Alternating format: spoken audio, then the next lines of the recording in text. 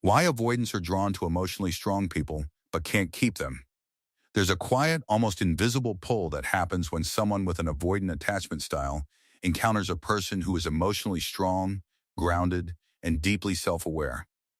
At first, it feels magnetic, almost irresistible, because emotionally strong people offer something avoidants secretly crave but rarely admit.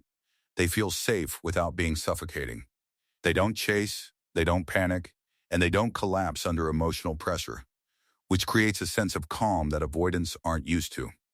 For someone who has spent their life associating closeness with pressure or loss of control, this kind of presence feels refreshing and even healing. Emotionally strong people don't demand constant reassurance, and that gives avoidants space to breathe while still feeling connected. And in the beginning, this balance feels perfect, almost like the relationship is finally working in a way they've never experienced before. But here's where the paradox begins to unfold in a way that most people don't immediately recognize. Because the very strength that attracts an avoidant is also what slowly starts to challenge their deepest emotional defenses. Emotionally strong people don't play games, and they don't tolerate inconsistency for long.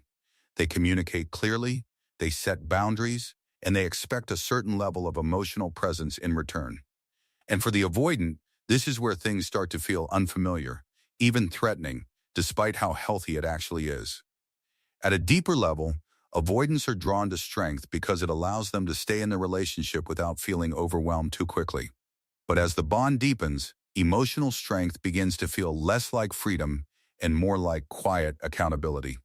Because now, they are no longer dealing with someone who will chase them endlessly or accept emotional distance without question. They are facing someone who sees through their patterns, someone who won't overreact, but also won't tolerate being neglected. And this creates an internal conflict that avoidants often don't know how to resolve. Part of them wants to stay, because this is the healthiest connection they've likely ever experienced. But another part of them feels the slow rise of pressure, not from the partner's behavior, but from their own inability to meet that level of emotional depth. It's not that the emotionally strong person is asking for too much. It's that the avoidant hasn't learned how to exist in that level of closeness without feeling like they're losing themselves. So what happens next is subtle, but incredibly important to understand. The avoidant begins to withdraw, not because the connection is bad, but because it's becoming too real. They may start focusing on small flaws, creating emotional distance, or convincing themselves that something is missing. This isn't always conscious, but it's a protective mechanism designed to restore their sense of control. Meanwhile, the emotionally strong person doesn't chase in the way avoidants are used to. They may give space, but they also start to emotionally detach when their needs aren't met. And this is where the dynamic begins to break down. Because the avoidant expects distance to create longing, not consequences. They're used to partners who pursue harder when they pull away, reinforcing the cycle they feel comfortable in. But emotionally strong people disrupt that cycle completely. They don't beg for attention, and they don't sacrifice their self-respect to keep someone close. Instead, they observe, they reflect, and if necessary, they walk away with quiet dignity. And ironically, this is often the moment when the avoidant feels the strongest pull back toward them. Because now, the safety they once felt is gone, replaced by a sense of loss they didn't expect to feel so deeply.